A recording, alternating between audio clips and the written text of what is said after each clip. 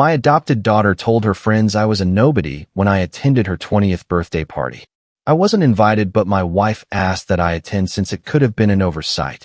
But when I got there, she said to her friends, "That sec won the man who calls himself my dad. He is just an ATM." They laughed and mocked me. I gave her a gift that changed everything. I will tell you how it all unfolded. First, let me quickly thank you for your continuous support. This means a lot to us. If you enjoy the stories we share, kindly subscribe to this channel. It will be great if you can leave a comment on which city you are watching from. We might just give you a shout out in our next story. Today's special shout out goes to Dan Palmer from New York. We are glad you enjoy our stories. Now let's go deeper into the story. I've never been a man who needed much fanfare. I wasn't after praise or parades when I decided to adopt her 13 years ago. I just wanted to be her father. She was 7 then, tiny, scared, clinging to my wife's hand at the adoption agency like the world outside those glass doors would swallow her whole. I remember thinking, she just needs someone to fight for her. And I decided, that day, that I would be that man. From dance recitals and math homework to the nights she cried herself to sleep when kids at school made fun of her for being the adopted one. I was there. I taught her how to ride a bike. I stayed up all night assembling that ridiculous treehouse she asked for one summer. I told myself I didn't need her to call me dad if she wasn't ready. I just needed to be there when it counted. And I was. Every single time. So when her 20th birthday came around and I hadn't received an invitation, I tried to reason with it. Maybe it was a digital invite and it got lost in my inbox. Maybe she assumed her mom would tell me. Maybe it was an oversight. My wife, Lisa, seemed to believe that. She probably just got overwhelmed, she said, sipping her tea like she hadn't just knocked the air out of me with her casual shrug. Just come anyway. She'll be happy to see you. But that wasn't the point. It wasn't about crashing a party. I wasn't a teenager trying to sneak into a club. I was her father. Or at least, I had been telling myself that for years. An invitation shouldn't have been something I had to earn. Still, I nodded, pretending Lisa's words settled something in me. The truth? I just didn't want to argue. And maybe, deep down, I was hoping Lisa was right. That it really had just been an innocent mistake. I remember the weather that day like it was etched into my skin. Warm, sunny, that soft October breeze that dances around your collar and makes you feel like the world might be all right after all. I put on the navy blazer she'd once said made me look less like a banker and more like a cool dad. I even got a haircut the day before. My barber asked what the occasion was, and I told him with a proud smile, my daughter's turning 20. That word, daughter, felt heavy and holy in my mouth. I held on to it like it could shield me from what was coming. The venue was one of those upscale, loft-style spaces downtown. Exposed brick, string lights, overpriced hors d'oeuvres. I walked in with a box in my hand. A small, tastefully wrapped package that held a USB drive. Inside the drive, a video tour I'd recorded 2 days earlier of our lakefront property, the one I inherited from my grandfather and had been fixing up for years with the intention of gifting it to her. It was going to be a surprise. My voice, in the video, spoke over drone shots of the dock and the main house. I wanted you to have this place, sweetheart. I imagined you building your life here, bringing your friends, your future family. I wanted to give you something permanent. Something that says, you belong. That was the plan. That was the dream. Until it wasn't. I saw her before she saw me. She was laughing, radiant in that effortless way young women are when they believe the world spins just for them. She looked like her mother. Same sharp cheekbones, same easy charm. She was surrounded by a group of friends, all dressed to the nines, sipping on champagne and snapping selfies like it was a red carpet event. I started to walk over, smiling gently, trying not to feel out of place in a room where I felt like a ghost haunting someone else's celebration. That's when I heard her. My feet stopped moving the moment her voice cut through the laughter. She turned her head slightly, eyes landing on me with a flicker of recognition, and then leaned toward her friends with a smirk. That's the man who calls himself my dad, she said loud enough for everyone around her to hear. He's just an ATM. They all burst into laughter. Real, ugly laughter. The kind that makes your ears burn and your chest cave in on itself. One of them, some skinny kid with bleached hair and a silver chain, looked me up and down like I was a bug under glass. Damn, he muttered. I thought he was security or something. And just like that, the air left the room. I didn't say a word. I didn't demand an explanation or shout or cry. I stood there, still holding the gift, nodding to myself as if I'd just been handed an answer to a question I hadn't known I'd been asking all along. It wasn't the insult that broke me. It wasn't even the laughter. It was the casual cruelty of it, the rehearsed tone, the familiarity in her voice when she said it. Like this wasn't the first time. Like this was how she described me all the time. And maybe it was. I turned around and walked out. No one followed. No one even noticed. I got into my car and sat in silence for a long time, the USB box still sitting on the passenger seat like a dead weight. Part of me wanted to throw it out the window, to scream or cry or punch the steering wheel like some angry sitcom dad. But I didn't do any of that. I just sat there, staring at my hands. Those same hands that had held her through feverish nights, that had fixed the brakes on her bike, that had paid for every field trip, every birthday, every broken phone, every dream. My hands had built a life around her, and now they felt utterly empty. I didn't go home right away. I drove to the lake house instead. The sun was setting when I got there, casting long shadows across the dock. I unlocked the front door and walked inside, the hardwood creaking under my shoes like it was asking, "Why are you alone?" I walked from room to room, each space echoing with the ghosts of plans I'd made. The upstairs bedroom was already furnished, queen bed, soft gray walls, a reading nook by the window. I'd even had a custom sign made that read, "Welcome home." I sat on the edge of the bed and stared at it. And then I laughed, a low, bitter sound that didn't feel like mine. Welcome home, indeed. The video was still on my laptop, neatly edited with soft background music and a closing message that said, "Happy birthday. You'll always have a place with me." I watched it again, alone in the dark, and made my decision. She would still get the video. She would see exactly what she'd thrown away with a single sentence. But the house? That dream? That died at the party. And in its place, something else was born, clarity. The night after the party felt like I was floating just beneath the surface of my own life, like I had fallen out of sync with time. Everything around me moved forward. Cars on the street, the quiet buzz of the refrigerator, Lisa's voice somewhere in the house asking if I'd eaten, but I couldn't seem to catch up. I was stuck, frozen in the echo of her laughter. That sharp, careless laugh she let out after calling me an ATM. The way she leaned into it, like it was some running joke between her and her friends. I kept hearing it again and again in my head, like a cruel soundtrack to a moment I hadn't been meant to witness. I lay awake in bed that night, staring at the ceiling, trying to convince myself that maybe she didn't mean it. Maybe it really was just a joke. But then I'd remember the way her eyes scanned the room, the smug little curl of her mouth, the way her friends looked at me like I was pathetic. No, it wasn't a joke. It was truth wrapped in mockery. Lisa didn't ask for details that night, but she knew something had happened. I could see it in the way she moved around me. Carefully, gently, like she didn't want to step on the landmine she sensed I had become. She sat beside me on the couch, her hand resting on my knee, silent for a long time. When she finally spoke, it was with that soft, maternal tone she used when comforting me felt as natural as breathing. "Did she say something?" she asked. And I think that's when it really hit me. Lisa knew, on some level. Not the specifics, maybe, but she'd seen the cracks long before I had. She'd seen how distant our daughter had grown, how I was slowly being relegated to the role of financier rather than father. I didn't answer her right away. I just stared at the television, muted and playing some sitcom I wasn't really watching, and said quietly, "She doesn't see me as her dad." Not really. The words stung coming out of my mouth. It was one thing to feel it, another to say it aloud. It made it real. Lisa didn't argue. She didn't rush in to fix it with platitudes or false hope. Instead, she squeezed my knee and whispered, "I'm sorry." That was all. And in a strange way, that hurt more than anything. Because it confirmed what I already knew, that I wasn't crazy, that I wasn't overreacting, that something fundamental between me and the girl I called my daughter had shattered, and we both had to face it now, whether we liked it or not. The next morning, I went into my office and opened the envelope that held the documents for the lake house.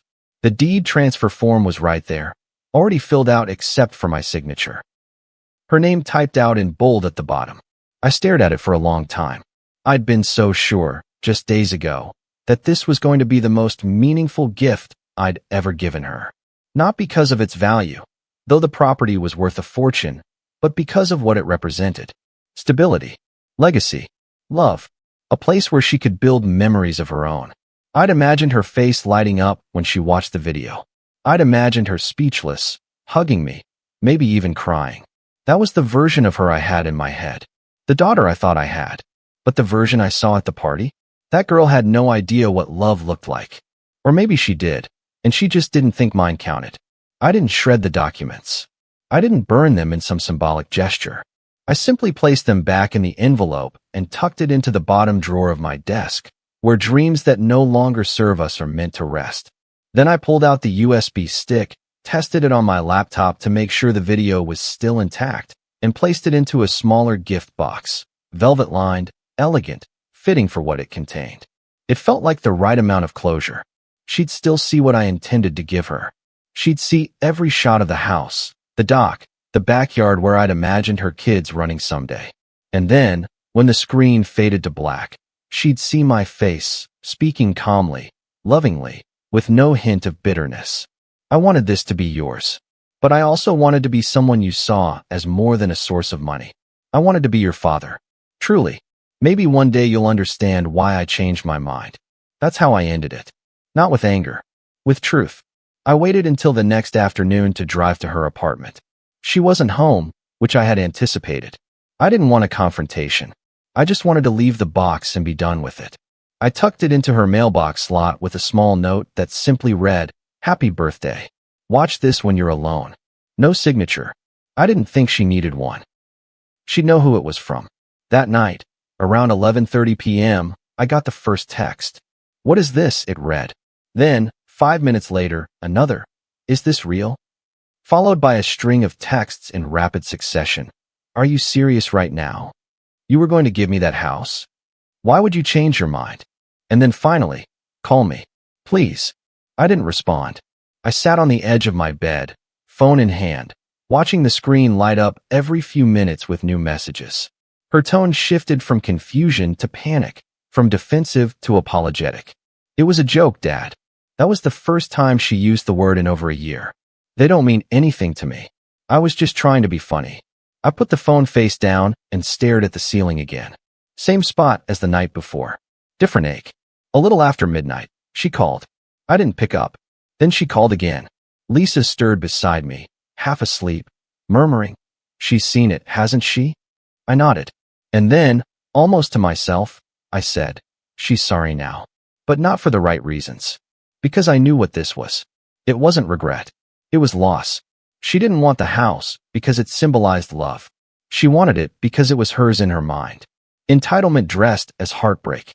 And while I knew how much that hurt her, I also knew she had to sit in that pain. Just like I had to. I didn't sleep much the night she called.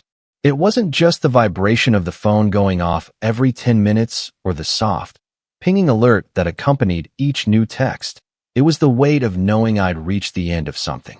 There's this quiet devastation that comes with realizing a dream you held onto for years was never really mutual. I had built a vision in my head of what our relationship would look like. Me, the steady father figure she could always count on.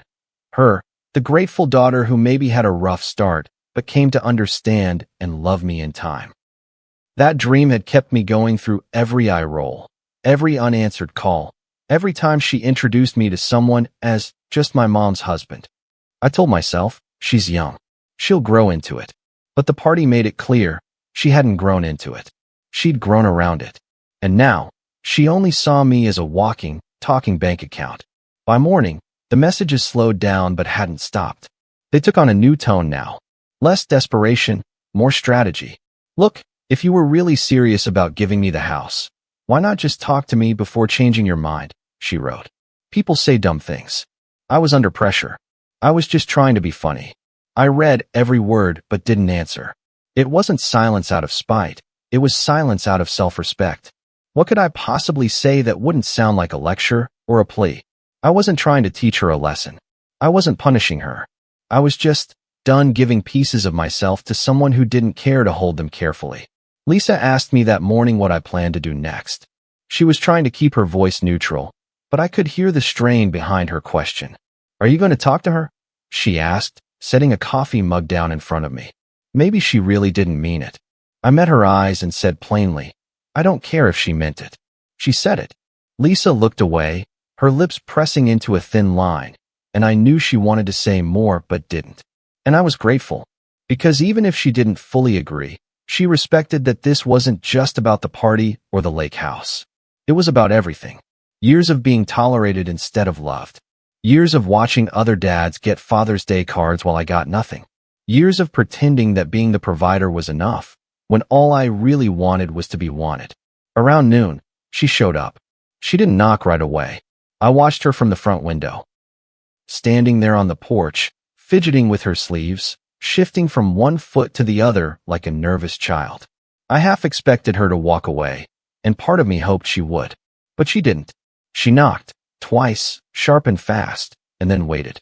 I opened the door, but didn't invite her in. She looked up at me, eyes already glistening, her voice trembling as she said, "Can we please talk?" I nodded but didn't move. She took that as permission and stepped inside, her gaze darting around like she hadn't been in the house in months. Which, come to think of it, she hadn't. We sat in the living room, an awkward distance between us. She spoke first. "I didn't mean it like that," she said, her voice cracking. "I was just trying to be funny. My friends are idiots. We joke around like that all the time." I let the silence hang between us for a moment before replying. "That wasn't a joke. That was something you've probably said before. Something that felt natural coming out of your mouth." She shook her head rapidly, the tears falling now. "No, I swear, I've never. I was just nervous. I didn't even know you were going to be there. You didn't invite me," I reminded her. "Your mother had to convince me to come. She thought maybe it was an oversight. That you just forgot." She winced like the word physically hurt her.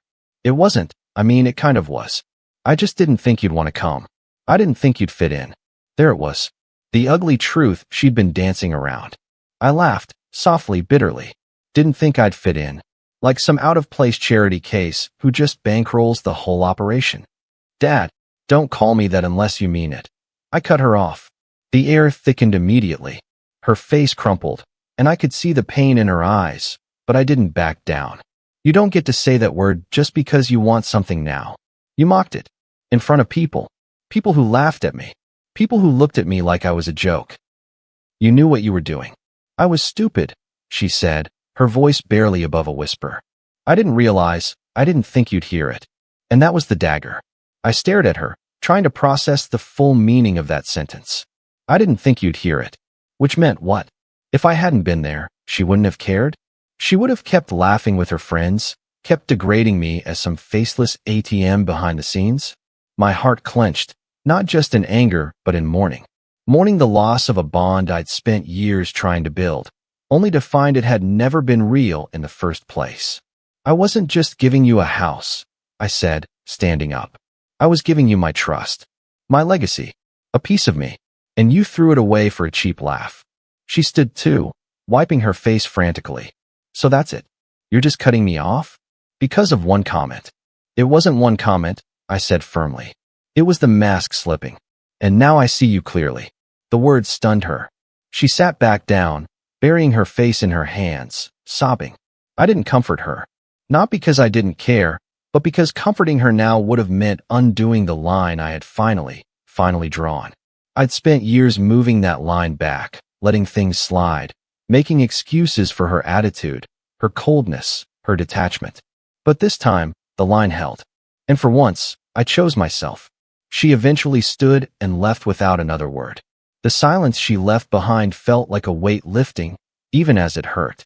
I stood at the window, watching her drive away, and I knew I'd done the right thing, even if it didn't feel good. Some things don't need to feel good to be right. They just need to be done. The morning after she left my house, I stood in the kitchen staring out the window at the backyard, the grass still damp from overnight rain. It was strange how the world could look so completely unchanged when everything inside you had shifted. I made coffee out of habit more than desire. One of those automatic routines we cling to when everything else feels uncertain. The house was quiet. Lisa had already left for work, and I was alone with my thoughts. I kept replaying the conversation from the night before, her voice trembling, her tears, her denial, and wondering how much of it was sincere and how much of it was just panic at realizing she had lost something she assumed would always be there waiting for her. The part that haunted me most wasn't her apology. It was that offhand remark, "I didn't think you'd hear it."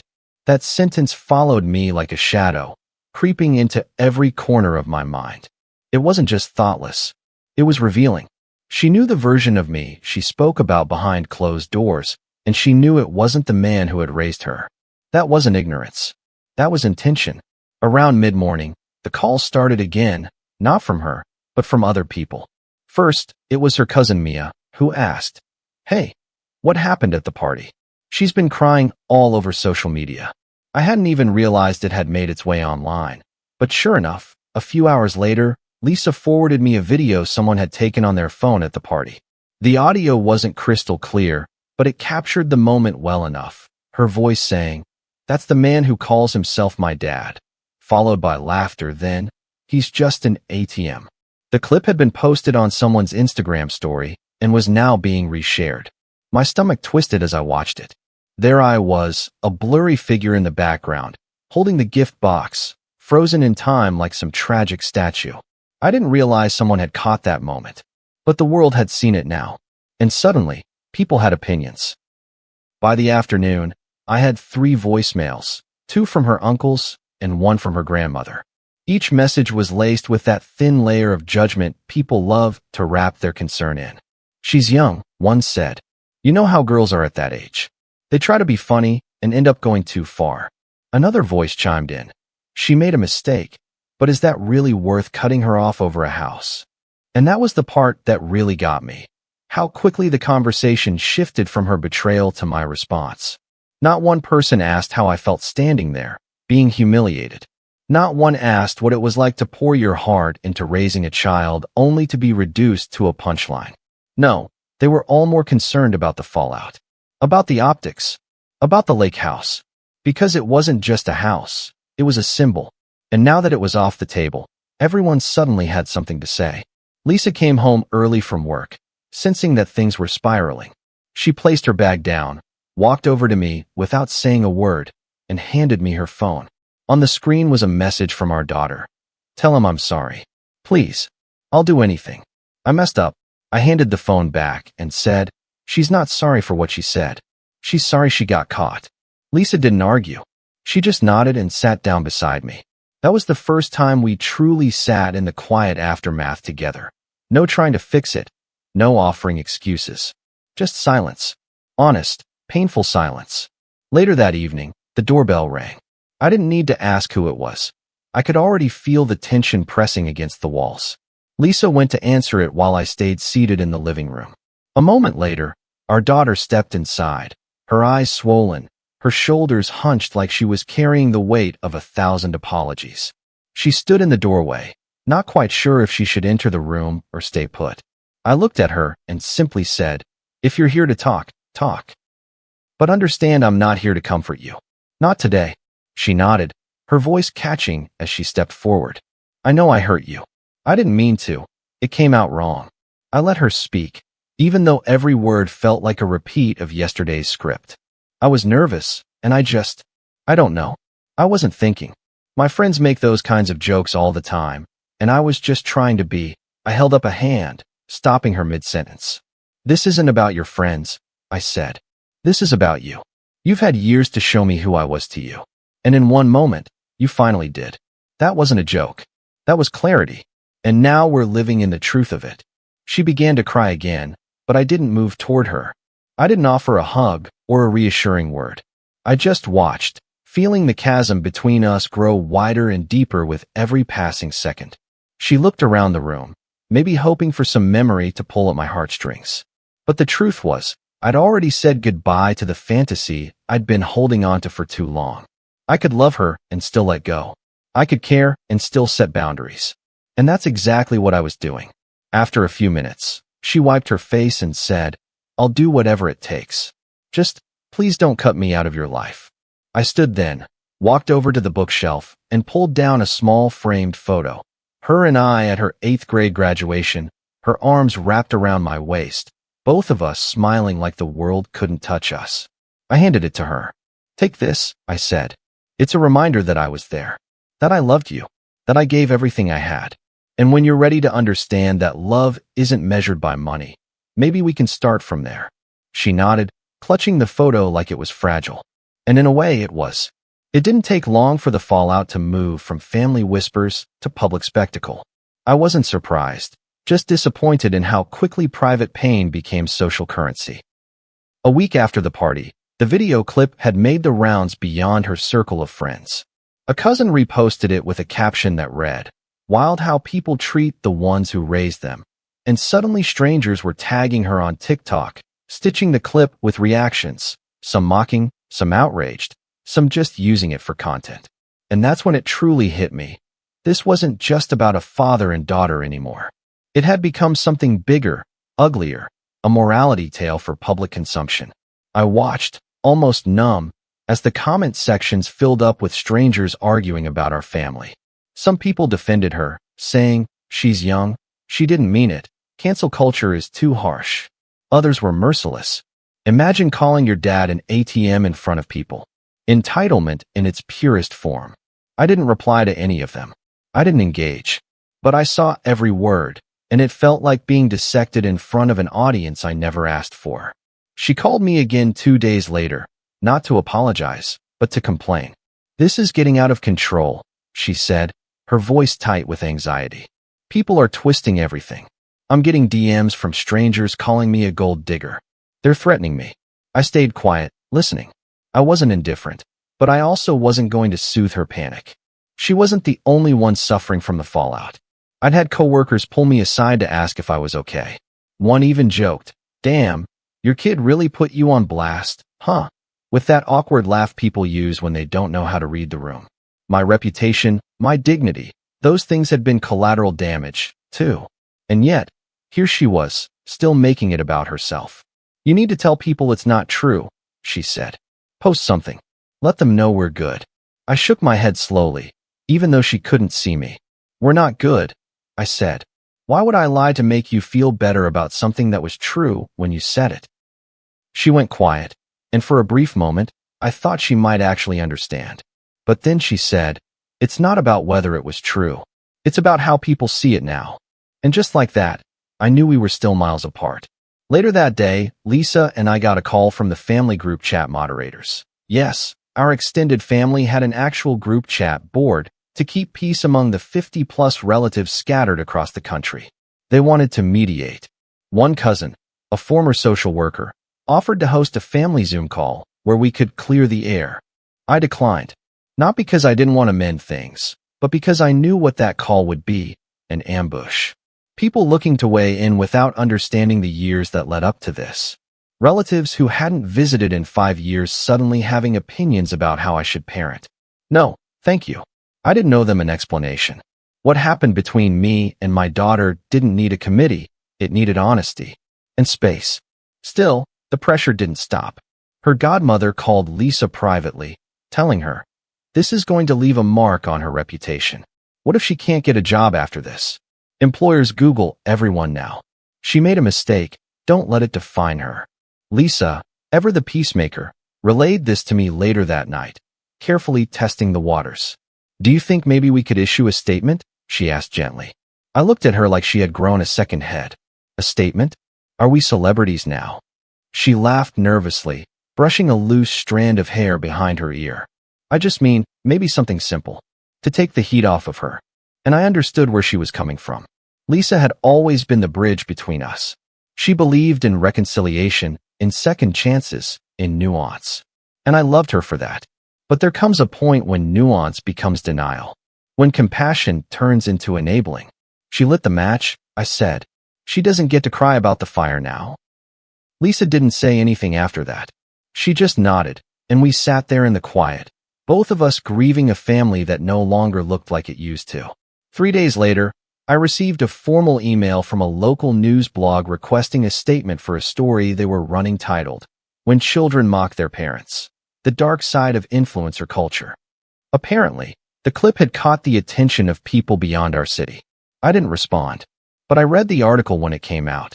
They didn't name us, but the story was clearly about us. It quoted anonymous sources who knew the family, speculating about our finances, our parenting, even my character. One line stood out. The father reportedly revoked a six-figure gift after the daughter made disparaging remarks at her birthday party. The word gift felt so hollow in that context. They made it sound like it was a punishment, a tit for tat, when really, it was just the natural result of betrayal.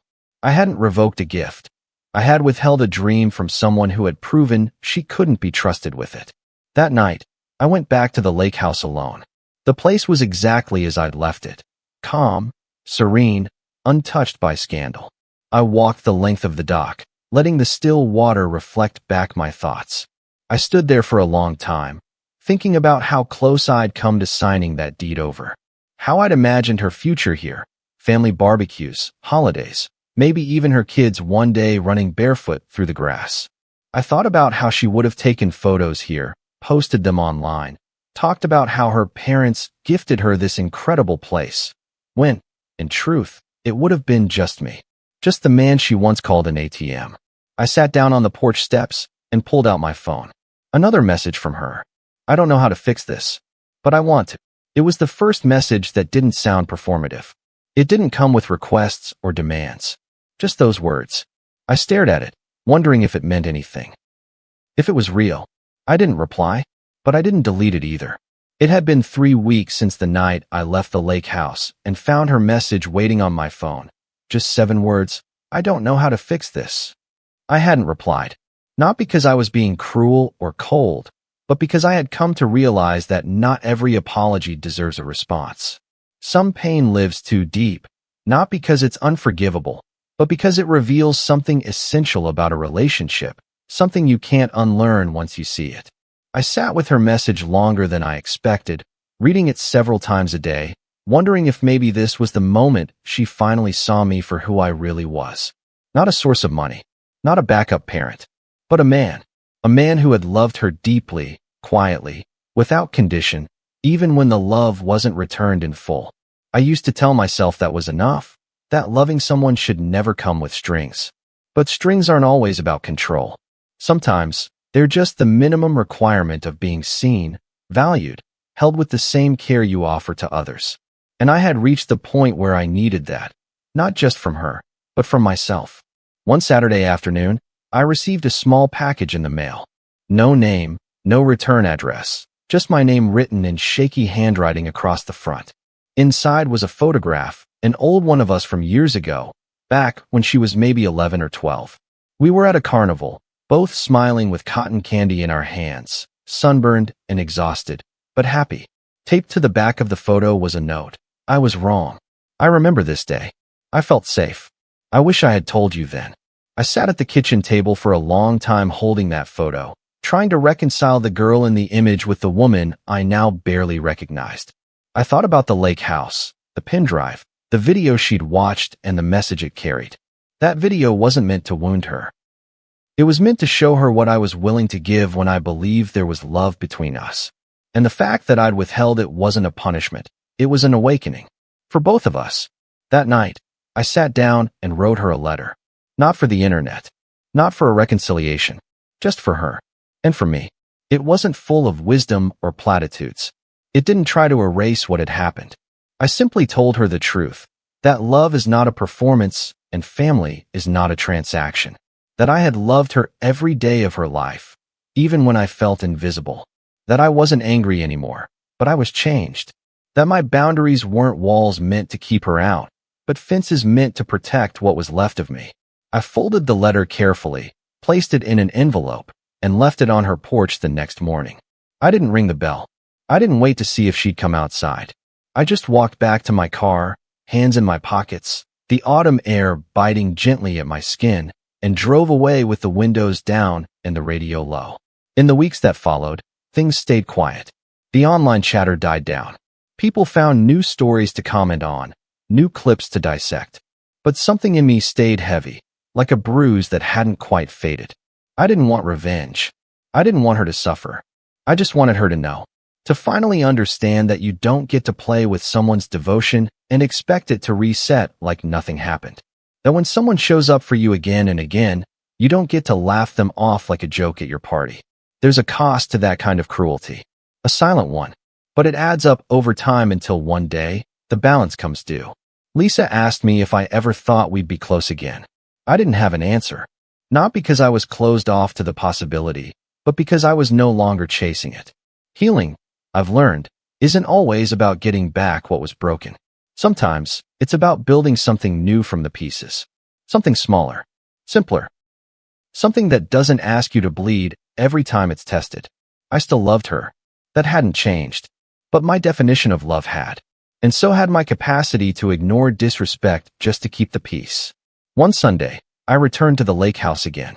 I walked the shoreline slowly, my steps leaving brief imprints in the damp sand. I paused by the dock and watched a couple fishing off the far end, their quiet laughter drifting across the water. I smiled to myself, imagining what it might have looked like if things had gone differently. If she had welcomed me at that party. If she had introduced me proudly. If she had opened the box, seen the pin drive, and understood what it meant before anything had been said. But that wasn't the story we lived. Ours was messier, sadder, more honest. And that honesty, however painful, was the only thing I had left to stand on. I eventually went inside, poured a glass of bourbon, and pulled out my journal, a habit I'd picked up in recent years. I wrote a single line that filled the entire page. I still love her, but I love myself more. And for the first time in months, I felt peace. Not joy, not closure, but peace. A quiet acceptance that I had done what I could, that I had shown up again and again, even when it cost me. And now, I was choosing something different. I was choosing to protect what was left of my heart. Have you ever been betrayed by someone you raised like your own? Sometimes love isn't enough when respect is missing. This story was my line in the sand. A painful but necessary decision to stop shrinking for someone else's comfort. If this story struck a chord with you, share your thoughts in the comments. Have you ever had to walk away from someone you still love? Let's talk about it, because healing begins when the silence ends. And if you want more stories like this, don't forget to like, share, and subscribe for more real-life drama that cuts deep. See you soon in the next story.